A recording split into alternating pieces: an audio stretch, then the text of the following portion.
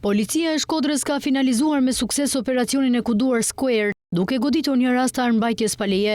Në kuadër të këtij operacioni u arrestua në flagrant shtetasi Isak Mema, 44 vjeç banues në Laknas, i cili qarkullonte me armë zjarri në qytet. Operacioni u zhvillua nga forcat e posaçme Shqiponia në bashkëpunim me specialistët për hetimin e krimit në Komisariatin të Policisë Shkodër, pas informacioneve të siguruara nga inteligjenca policore. Në sheshin Isa Boletini u lokalizua automjeti me të cilin po lëvizte i dyshuari. Gjatë kontrollit fizik, policia i gjeti një pistolet me një kryeher që mbante 14 fishek, e cila u sekuestrua si provë materiale. Arma e zjarrit do të dërgohet në Institutin e Policisë Shkencore për ekspertizë, ndërsa shtetasi Mema rëndon akuza për mbajtje pa leje dhe prodhim të armëve shpërthyese dhe municionit. Materialet procedurale janë referuar prokurorisë për vijimin e veprimtarisë së mëtejshme ligjore.